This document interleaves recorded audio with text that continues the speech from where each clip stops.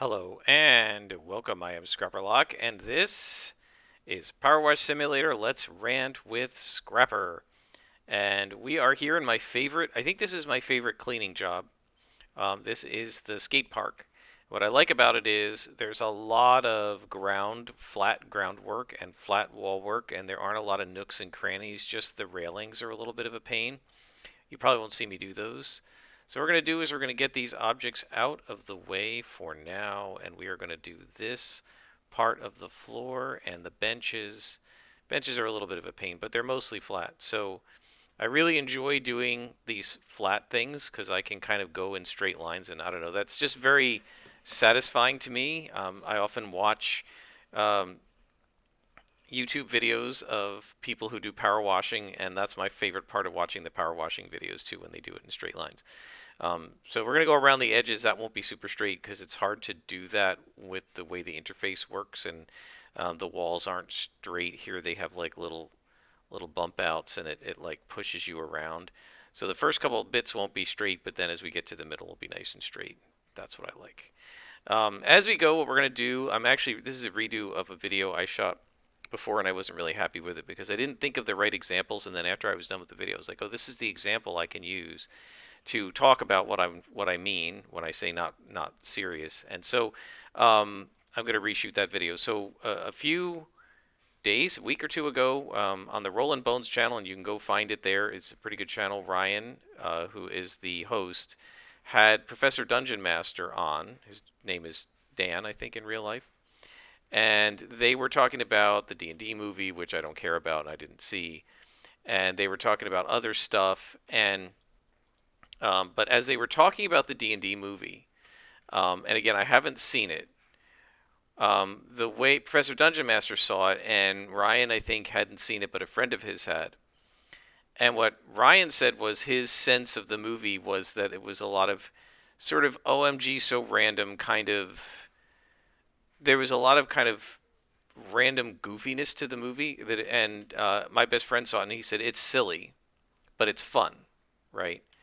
So okay, that's fine. I don't care about that as a movie. But then what Ryan said surprised him was that a lot of players said that this is just like their D&D game. And he said, is it really the case that so few people have what he and Professor Dungeon Master would call a serious game? And he wasn't criticizing it. He just said that his experience playing, Ryan's experience playing, was that his groups usually play a serious game. And Professor Dungeon Master said the same. He said, my players prefer a serious game too. And then they started talking about what do we mean by a serious game. So this is what I'm saying. I don't care about the D&D movie. You liked it, you didn't like it, whatever. I don't care. The question is, do you play a serious game of whatever your role-playing game is? It doesn't have to be D&D. It could be Champions. It could be Call of Cthulhu. It's hard to imagine not doing a serious game with that, but I guess some people don't. Um, Delta Green, Savage Worlds, in whatever setting, Deadlands, etc. No, I wasn't straight there. Do you do a serious game when you play your role-playing game? Do you prefer a more comical, whimsical game? And so, so I wanted to talk about that. And one of the things I wanted to talk about, because as you know, I like to define things. I want this to be straight, or at least as straight as I can get it. There we go. I like to define things. And so let's start out by defining what do we mean and talking about what do we mean by a serious game, because Ryan and Professor Dungeon Master eventually got into that as well. So what do we mean by a serious game? And I don't remember exactly their definition, but my definition of a serious game is that the players and the GM, everybody at the table, takes the game seriously. And by that, what do I mean? What do I mean by taking the game seriously? Well, what I mean is that you act as if what's happening to the characters is really happening. You act as if it's real, and as if the characters are real, and the situation is real, right? And you have the characters behave in a way that a real person would probably behave. That's who is of that personality and the character type, right? I know there aren't superheroes in the real world, but you can think about um, how Captain America or Wonder Woman or whatever might probably react to a situation based on their personality and their history and their powers and that sort of thing.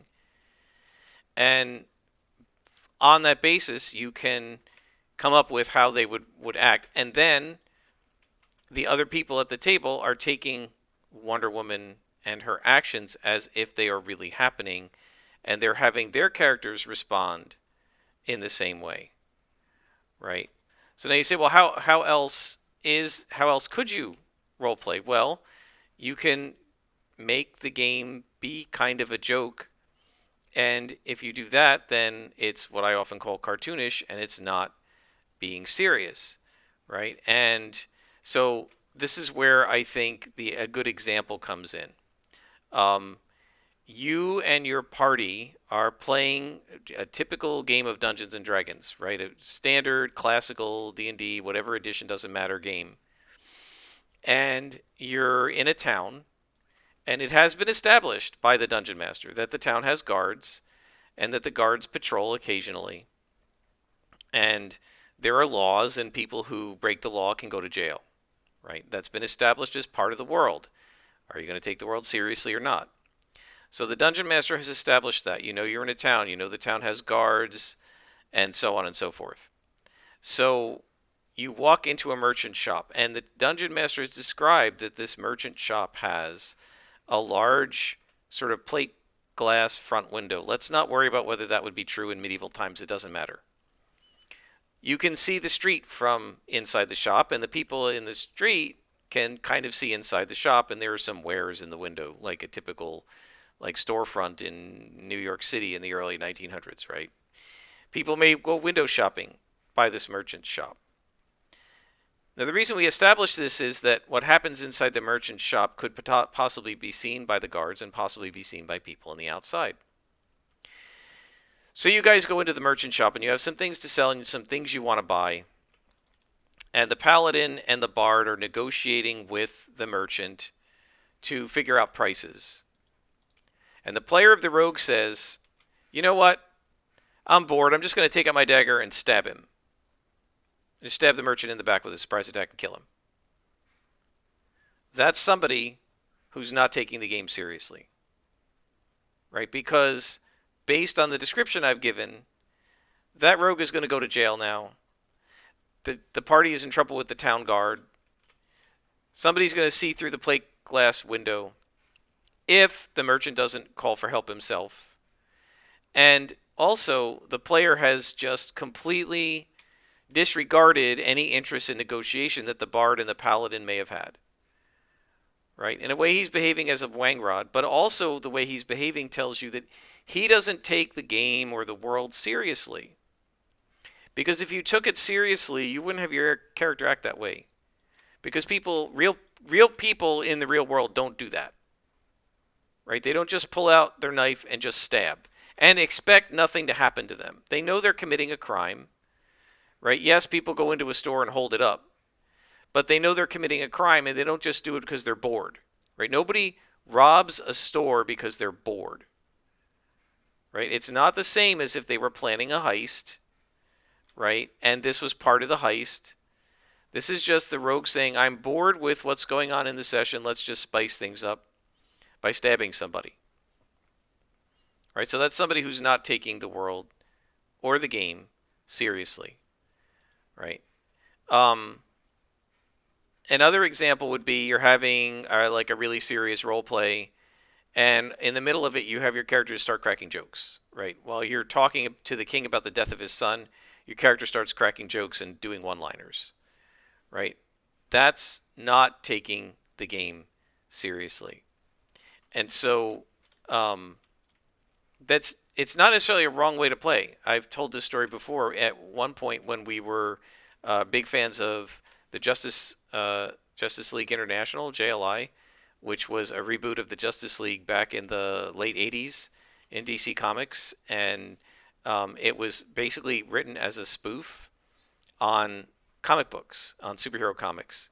And so all the tropes and the traditions of comics reappeared in JLI, but humorously, right? And I mean, we would read and laugh, right? But you didn't take Justice League seriously, right? You didn't really take it seriously because it wasn't a serious comic.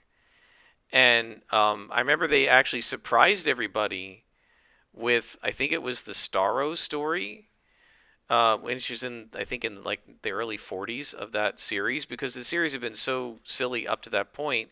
And then the Starro story, where Starro is this alien who can like creates like a starfish, looks like an alien starfish, and he can create miniature starfishes that can like get onto your face like the face hugger from Alien and like mind control you. And it actually turned out to be a fairly serious story, and we were all kind of blindsided by it because we expected it to be funny, right? And it wasn't funny. It was actually somewhat serious. And so anyway, if you're doing a comedy game, we did that, right? We played a comedy game that was based on Justice League International, and nobody took anything seriously, and everything was a joke. There's nothing wrong with doing that, but if some people at the table want a serious game and some people at the table want a funny game, you could have an issue. So anyway, they were talking about this, and they were asking about what's the difference between a serious and a non-serious game. So we've kind of gone over that. But then Ryan said something really interesting that caught my attention, and I wanted to talk about a little bit. And he said that going back to comics, there was a comic book writer, I don't know if he's still writing, named Chuck Dixon, who I used to read his stuff a lot because he used to write Detective Comics when I was collecting Batman and Detective Comics. And I think Dixon wrote Detective, not Batman, but I can't remember. He wrote one of them. I'm pretty sure it was Detective Comics. And I used to read his stuff a lot. I think he also wrote some Catwoman for a while. Although I think it was Devin Grayson who wrote the Catwoman stuff that I liked the most. But anyway, Chuck Dixon did a bunch of Catwoman. He did a bunch of Detective Comics.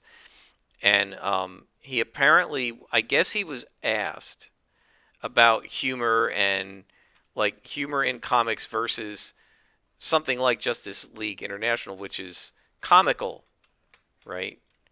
And he said that he kind of differentiates between humor and comedy. And I think this is actually a really good definition, and it explains why, for instance, I like some actual plays of role playing games like Savage Worlds or whatever, and I don't like others.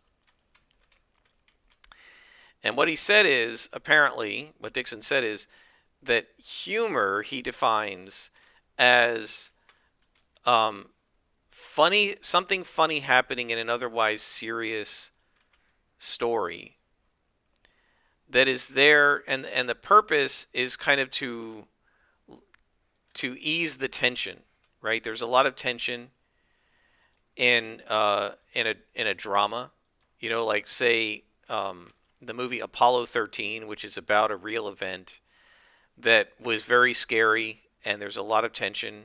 And it was some reviewer said who watched it recently, and I think she didn't know um, the actual story of Apollo 13. When I saw it, I knew at that point we hadn't lost any astronauts after Gus Grissom and his crew, right? So I mean, I knew enough about the space program to know that I didn't know the details of the Apollo 13 mission, but I knew they didn't die, right? I knew they weren't going to die. Spoilers. It's history, right? So it's not really spoilers. You can look it up. So but she didn't know that, I guess. And so there's almost unrelieved tension through much of the movie as these three astronauts on their way to the moon in a damaged space capsule have to find a way to make it home. And the people and mission control have to keep finding a way to fix the problem, help them fix the problems that are coming up on the spaceship that nobody ever anticipated were going to come up, right? And so it's very tense for 2 hours plus as you watch this movie.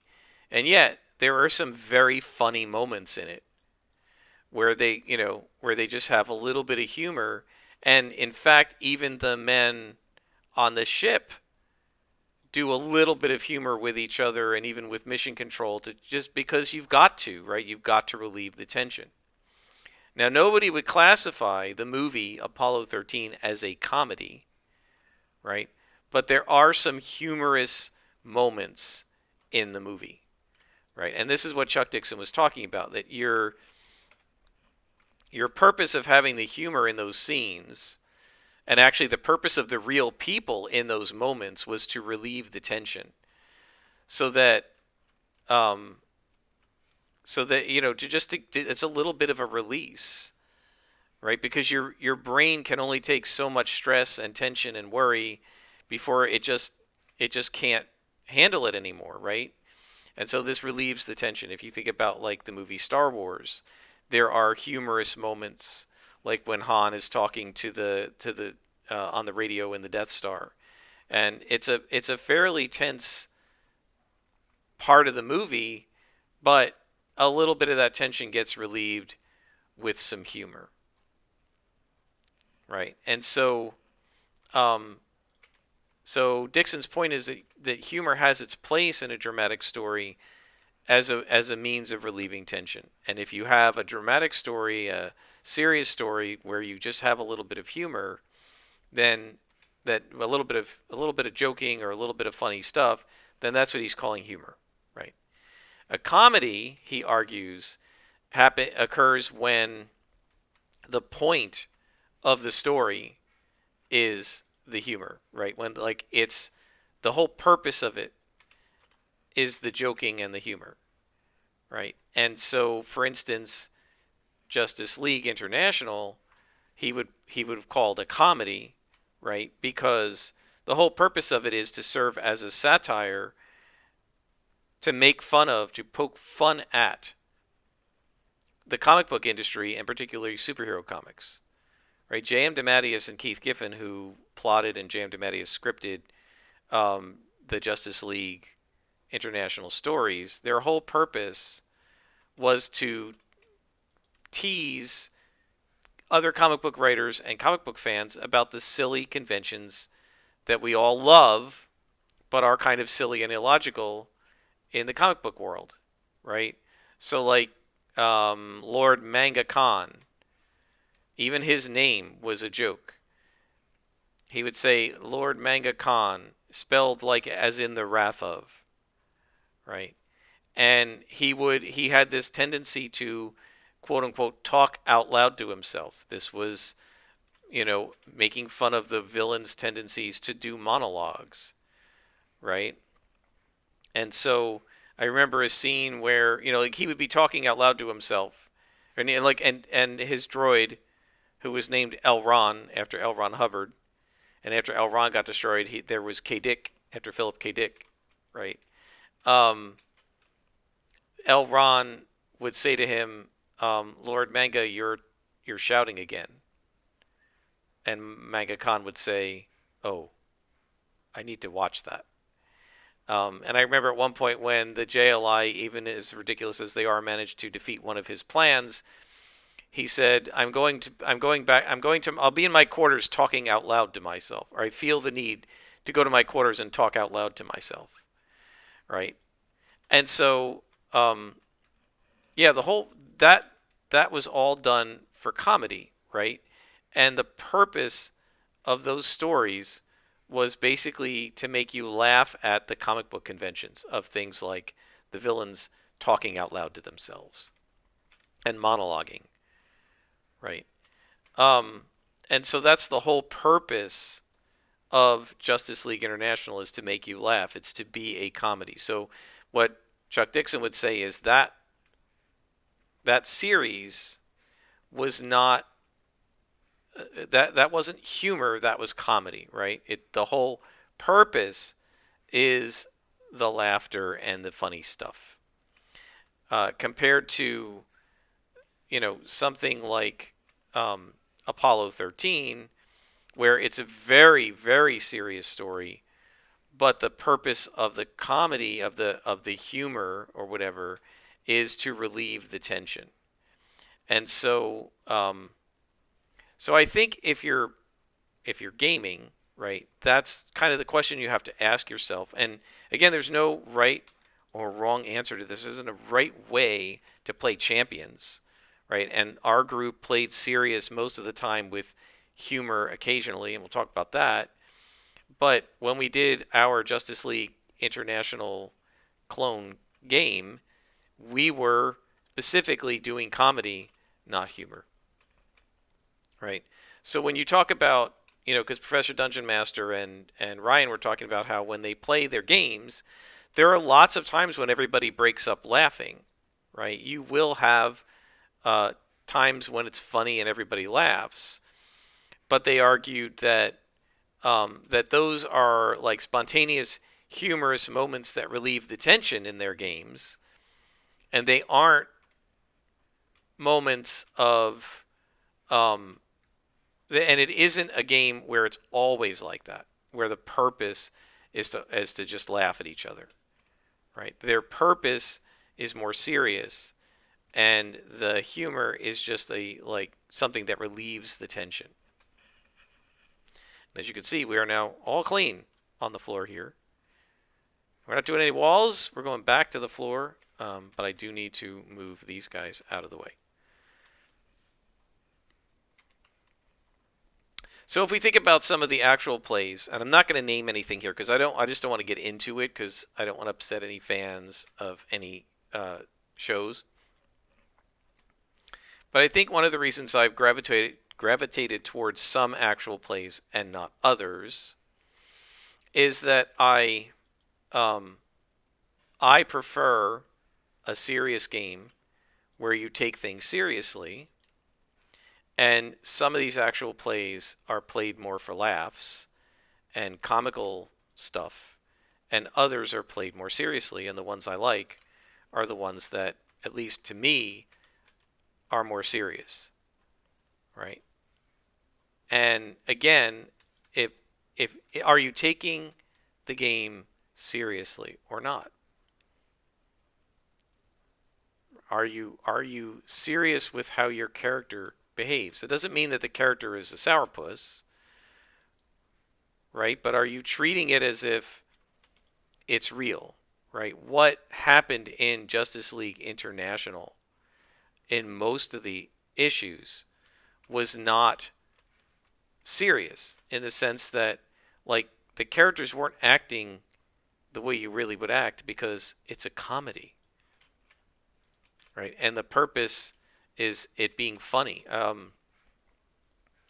And so the first question is it funny, not is it realistic? I remember um, there on the show The Big Bang Theory, um, they're two of the main characters, if you've ever watched it, Leonard and Penny. They had this on again, off again relationship. Leonard had a huge crush on Penny. Big Bang Theory is four nerds who live across the hall. Well, two of them live across, and then they're two friends, and they live across the hall from this girl named Penny, who I don't think ever got a last name in the show. At least not while I was watching it. And Penny is like this beautiful actress slash waitress. She's mostly an actress who can't get work, and so she's kind of the outsider. And except for the one guy who's has Asperger's or something and doesn't isn't interested in women, all the nerds have a crush on her, and in particular Leonard, played by Jamie Galecki. And so Leonard's got a huge crush on her. At one point, they have a date. It doesn't go well. They don't date any further. Then eventually, they become boyfriend and girlfriend, and they date for like a whole season, and then they break up, and then they're broken up for a whole season. But Penny is jealous because Leonard gets another girlfriend, who turns out to be the sister of one of the other guys, and then he breaks up with her, and then neither of them is dating anybody for a while, and then they start dating again in the fifth season, and it's sort of this on again, off again kind of relationship.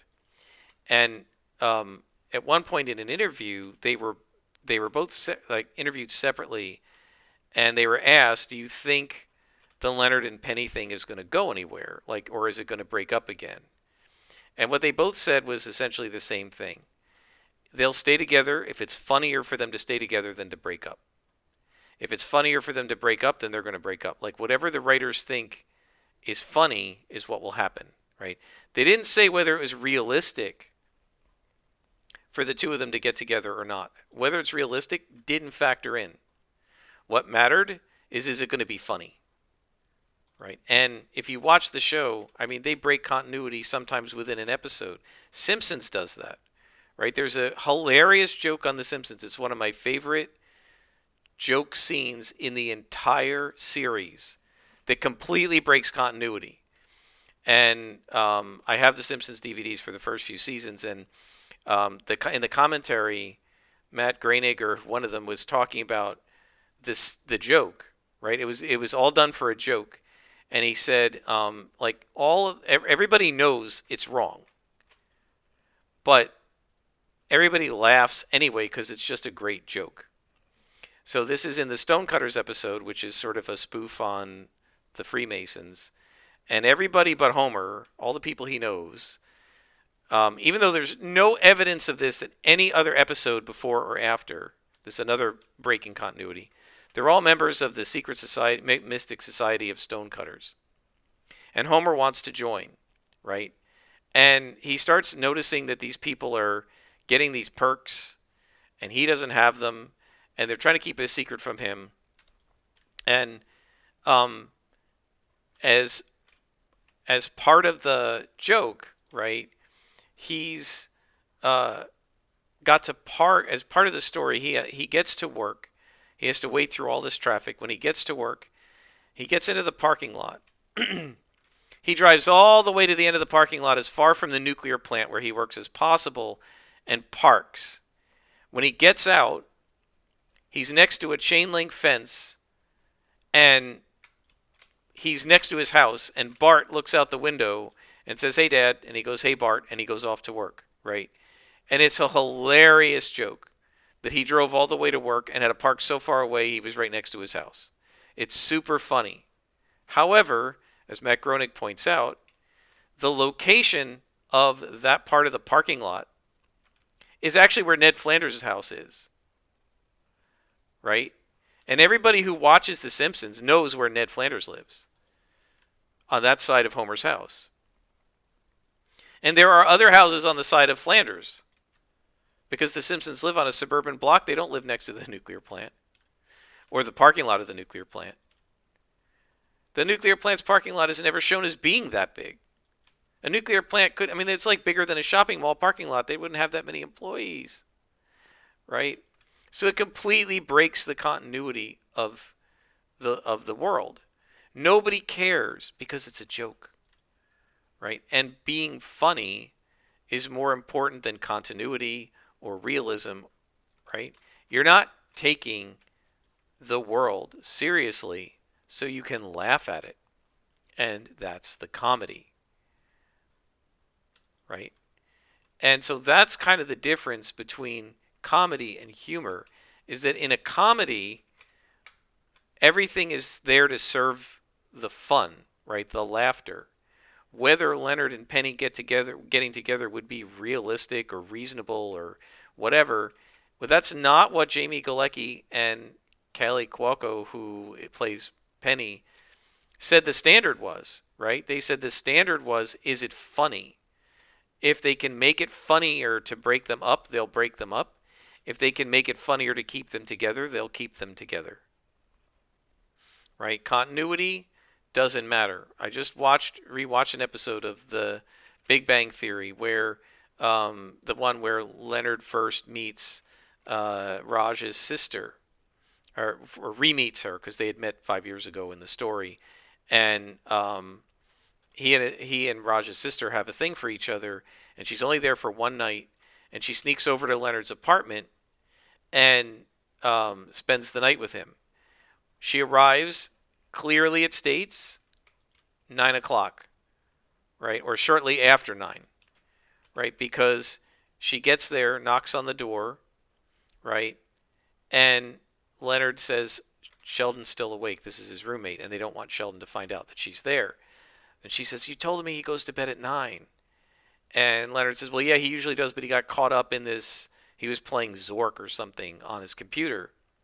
So Leonard goes in and tries to convince Sheldon that he needs to go to sleep because if he doesn't get enough sleep, he's going to yawn tomorrow in their seminar, right? So there's this implication that Sheldon goes to sleep shortly, at 9 o'clock. But there are lots of episodes where he's shown being up later than that, before and after this. Meanwhile, Priya, the girl, says Raj finally went to bed, right? So Raj went to bed. Yet the next day, in the same, like the next scene, a couple scenes later, in the same episode, Raj said, "Did you guys see Caprica last night?" Caprica being a Battlestar Galactica spinoff. And Leonard said, "No, I went out." And Raj says, "On Caprica night?" Well, the implication is Raj watched Caprica. Well, how did he watch Caprica if he goes to bed at 9? If it's on before 9, Leonard would have watched it at 8, right? And he would have been able to say, "Yeah, I watched it," right? Sheldon, meanwhile, apparently didn't watch it, even though it was Caprica night, and they all watched Caprica. Why didn't Sheldon stay up for Caprica night, right? The writers don't care that none of this makes any sense, right? And to be honest, the only reason I notice it is because I've seen the episode multiple times because I have the DVDs of the first few seasons. After season 5, I didn't like it and I didn't get the DVDs, but the first 4 or 5 seasons I liked. So I have those DVDs, and every once in a while I'll just put them on in the background while I'm like cleaning the house or whatever. So last night I was making dinner and I'm watching it. That's like the I don't know, 5th, 6th, 7th time I've seen it. It's not the first time I've noticed the plot hole. But I didn't notice it the first time, right? That's the thing about comedy is you might not notice the plot hole or the fact that where Homer gets out is where Flanders' house is because you're too caught up in the joke and you're laughing at how funny it is, right? But if you think about it, then you realize, okay, this isn't serious, right? And the thing with a role-playing game is it's not a show. And the scenes don't happen as fast as they do on a sitcom. And so you have plenty of time to think about whether this makes sense and whether it's realistic, right? And so again, if you're having a serious game, you can still laugh and have fun, right? And things can still be funny, but it's not the purpose, right? In a comedy, everything else is less important than whether it's funny, right? And in something serious, everything else is less important than whether it's a dramatic scene and things make sense and are believable, right? So comedy, funny first, believability is irrelevant, right? Watch Bugs Bunny, duck season, rabbit season is completely unbelievable as a real thing, and yet is the funniest skit Looney Tunes ever did. And every once in a while, I just look it up on YouTube and watch it and laugh my head off. And it's just one of the funniest cartoon bits ever made. It's completely unrealistic that Elmer Fudd or anyone would be that stupid, right? Or Daffy Duck would be that stupid, and that Donald Duck could keep tricking him. But it's cartoon logic, right? Which is to say no logic at all. It's cartoon logic. There are certain rules to cartoons, just like there are rules to comedy, right? That make things funny. But it's not realistic, and it's not serious. And it's not serious because Daffy Duck's bill keeps getting shot off and he just puts it back on. And a real duck wouldn't be able to do that, right? The characters in the story are not taking the world seriously. The writers, when they wrote it, didn't take the world seriously. And the audience doesn't take the world seriously. I always remember I had this, was it a music teacher? Yeah, it was a music teacher. And we were watching musicals. And the students in the class were complaining about how silly it is that people just break out into song. It's unrealistic. And he said, but you guys have no problem watching a cartoon where somebody, where a coyote gets shot in the chest, gets up and chases the roadrunner, right? But he actually missed an important point there. I'm not expected to take that scene seriously in a Roadrunner cartoon. But in Brigadoon, I'm expected to take the scene seriously when they're singing to each other about how much they love each other, right? And so, I'm not trying to harsh on musicals. We were kids. We were immature. We didn't really understand the form. He was trying to teach it to us and explain us opera and stuff. And we were too young and silly to really, immature, I guess is the right word, to understand what he was trying to teach us. I'm still not a huge fan of musicals. Um, Yet I like the Disney movies, which are musicals, right? So I guess it has to be presented the right way. I think one of the reasons I don't mind the Disney musicals, like Beauty and the Beast, the original. I'm not talking about the live action. I'm talking about the cartoons, Aladdin, Beauty and the Beast, Little Mermaid, etc. I think one of the reasons I like them and I didn't like traditional musicals is because since they're already a cartoon, right? There's sort of an implication that I'm not going to take them quite as seriously. It's a cartoon. It's not uh, live action, and so um, you're watching a cartoon, which means you're watching something that you already know isn't meant to be taken exactly as realistically as something that's live action, where you're supposed to think of it like Apollo 13 as if it really happened, or in some cases it really did happen, right? And so there's a little bit of your brain does a little bit of cartoon logic there, I think, at least mine does. So I don't mind it as much. Um, but the point here is that in a comedy campaign, right? The most important thing is the fun and the funny, right? We're here to have fun, and all we care about is that we're having fun, right? And in a serious game, there's still funny moments, but the funny moments are humor meant to sort of diffuse a serious situation and release tension. And I think this actually is really important when we think about, say, the discussions we've had about the rule of cool. I don't like the rule of cool. I like verisimilitude. Well, what am I saying there? I want a serious game. I don't mind humor, but I don't want comedy. And I think, whether they realize it or not, people who want to get rid of the rules whenever it's better or cooler or funnier to do something else, right? Like the guy wiggling his pinky toe to do his somatic gestures so that he didn't have to put away his sword and his shield with his cleric. What that guy is kind of saying is, I want a comedy campaign, right? Think back to what Jamie Galecki said about the relationship between Leonard and Penny.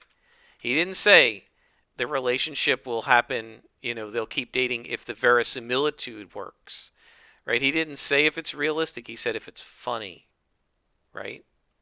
You do whatever's funny, you have a comedy. And I think it might not be literally funny in terms of haha, but I think that's kind of what people who are arguing for rule of cool all the time, do whatever's cool, don't worry about the rules kind of stuff. The rules are there to increase verisimilitude, to help you simulate things, right? And if you break the rules, it's the equivalent of Homer showing up in the parking lot next to his house where Ned Flanders' house normally is. Why did they do that? That was a rule of cool moment. It was cool in the sense of funny, so they did it. And they didn't care about the rules of the Simpsons world, right? Because what matters is that it's funny. They very clearly show Bart Simpson having the last day of school in 4th grade. But in every episode after that, he's still in the 4th grade, right? Nobody cares that 4th grade was over. There's another episode where at the end of the year, he doesn't graduate. And Mrs. Krabappel says, we're gonna see each other again next year, right? So they don't care that they've shown the last day of school of 4th grade for Bart multiple times in The Simpsons, because it's cooler if they show it again. The audience doesn't care either, because the audience is here to see funny, not logic, right? And I think that's the same thing. Like people who want to do Rule of Cool, it's not necessarily ha ha belly laugh funny, but it's the same logic. It's the cartoon logic, right? It's or the sitcom logic. It's we're going to do whatever is fun to do rather than what's realistic.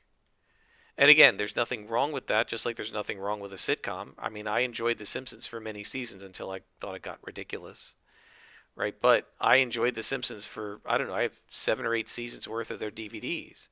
And I go back and rewatch them quite often. And I enjoy The Simpsons. It's a good show. But it's not meant to be serious, and it's not meant for you to take everything happening in the show seriously, because there's a lot of stuff that happens in the show that literally can't happen, or stuff that would have killed them. And you just laugh, and the next episode they're fine, right? Or even later in that episode, right? I mean, like Homer broke almost every bone in his body in the episode about Bart the Daredevil, right? Next episode, he's fine. They never reference it again because it's not serious. It's a joke, right? The whole scene is played for laughs rather than being played for seriousness. And the same thing is true of the cleric wiggling his big toe or whatever the rule of cool is. Um, it it's just a different tone, right? Doesn't make it bad, but if you're at a table where some people want a serious game and some people basically want a sitcom, right? Some people want reality and some people want cartoon logic, you're going to have a conflict. And so that's why it's very important at your table to talk with each other about what kind of a tone do you want for your game. Do you want a serious game or do you want Justice League International? Right? I mean, we did this in my Champions game. That was a discussion. We didn't just, it didn't happen randomly, right? We were all fans of the Justice League comic. And somebody, and I don't remember if it was me or who, said, hey, we should run a Champions game like this. And we were all like, really? You know, we thought about it, but we were all big fans, and we were like, and we kind of said, you know, we've never done a comedy game. We've only ever done serious. What would a comedy game even look like? How would we run it? Right? We switched off GMs because nobody was sure exactly how to do it. So we were all like, well, we'll all try some different things and we'll see how it goes. And it didn't work. Right? We ran it for like a summer and we decided, you know what? Our group is just not cut out for this. We all thought it would be fun to do, but nobody as a GM could come up with a good humorous plot, right? Ideas like Homer driving to work and ending up parking next to his house, just, we're not comedy writers, didn't occur to us, right? And we actually, it turned out, we all really liked verisimilitude, and that's what we were used to. So we tried it for a while, and we decided we didn't like it, but we decided on it as a group. Nobody forced it on us, right? There were no session zeros back then, but we still talked. And we had wrapped up my main campaign, and we were talking about what are we going to do next. And somebody said, let's do a comedy campaign, right? And I mean, I had like 3 different characters. I kept changing my PC because I just couldn't hit on the right tone for that PC. I never really did. I can't even remember the other PCs of the other guys. I had, my first guy was this magician who had a bag of tricks. It was a gadget pool. And he would just reach into his bag of tricks and come out with something that was the equivalent of a stage magician's thing that he could then use. Well, the thing was, those tricks weren't really funny. It wasn't humorous. They were kind of corny, I guess, or silly in the sense of Champions effects. But they didn't make us laugh, you know, because I'm not a comedian. But my point is, my whole group got together and said, let's try this. No one person, I didn't force it on anybody. Somebody said, I don't know, it was me or one of the other guys said, hey, we're all fans. We were all reading Justice League. It was the only comic all the people in my group were reading. And we loved it. And we said, hey, let's do a Champions campaign based on this comic book. we'd done them before. We'd done Champions campaigns based on X-Men and Avengers and stuff. Why not Justice League International? And so we all said, hey, that's cool. Let's try it. And we thought it would be fun. Didn't work out. But we did it together. We agreed on it together. We didn't push it on anybody. And that's where you have to be careful, guys, because if you want to watch something serious, if you want to play something serious, right, and your teammates, your fellow D&D players or Champions players want to do something comical, well, you have a mismatch there, and you're going to have to figure that out. And what you can't do is just do it yourself without talking to people about it. And so, yeah, I think that's kind of what I wanted to talk about: serious versus comical campaigns, humor versus comedy, as Chuck Dixon talks about, and whether you have a comedy or a serious game that has some humor in it. You should never be afraid to laugh, and you should laugh and have fun in your game sessions, right? I mean, we definitely do in ours. In my Deadlands game, the one girl made up a character who's got a fear of mice, and so they were in this sort of dirty old theater that's actually kind of a whorehouse now, and they went in to get dinner, and in the book of Coffin Rock, it's just this is the Jewel Theater. It's described as being kind of dirty and dusty and not well kept up. And so I decided, because mice hadn't come up and she had a phobia, and so hindrances need to come up, I gave her a notice roll, and she noticed a mouse hole and a little mouse sticking his little whiskers out of there. And immediately the player picked up on that and was like, okay, I get out, I leave. I just get up and leave. And she just said, nope, nope, nope. And she walked out. And they're all like, what's the matter with her? They didn't know. And so, she kind of played it for laughs, in the sense that she was humorous about how she had her character react to the mice. But it was still a serious session that we had both before and after. Right? And we had a great moment where one of the other players has a character who's a witch and has the empathy power. And he said, okay, my character is going to go out and try to use empathy on her to understand what she's feeling. And I said, okay, make your roll. And he crit failed it. So everybody immediately laughed at the fact that he crit failed. And I said, okay, now we do, and he'd been waiting.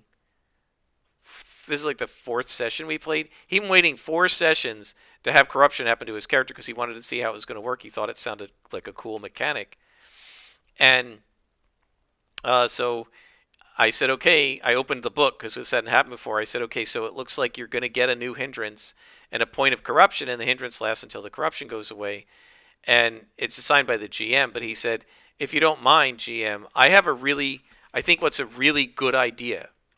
And I said, okay, what's your idea? And he said, since this is empathy, I think I should get the same hindrance. I should become afraid of mice too. And everybody said, that is great. We all laughed. And then he role-played his character suddenly being afraid of mice too, and was like, yeah, I want to get out of here. There's mice in there. I don't like mice. I don't like them either. And he just role-played it so well. We were all laughing, including the player whose character started the whole scene, right?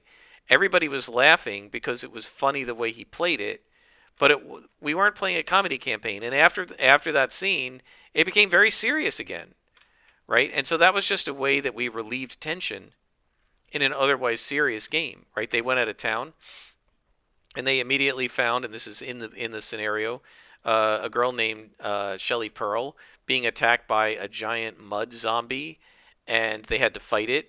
And then she told them that the sheriff and his deputies abuse women, and she was the head of a gang of women who were hiding outside the town and trying to get revenge on the sheriff or the marshal. And so they went and they found the women, and one of the women was the aunt of 2 of the characters who've been looking for her. That's why they came to the town, was because their aunt was missing. And so that part was all very serious. There wasn't anything funny about that, right? But there was a moment of humor from the mouse phobia, right, that relieved the rest of the scene, the rest of the tension of this session, right? And there are other funny moments when people fail a skill check, or say something funny or whatever, the characters joke with each other and tease each other because they're friends and stuff, and that's all humor and is perfectly fine in a serious session. It's just that you have to be careful not to turn the whole session into comedy if other people don't want it, right? And that's where we get back to things like everybody's negotiating with a merchant with the intention of it being a serious, real scene, and the rogue just says, "I'm going to stab him." It doesn't have to be the rogue; it could be a fighter. But it's just that rogues usually get the blame for this because they're often their players often do this kind of thing when you've got somebody who's being a wangrod. It's often the rogue, right? They steal from the party and stuff like that. Um, right? That person is trying to change the tone of the game from serious with humor to a comedy. And if the rest of the party is not okay with it, that's when you have a problem.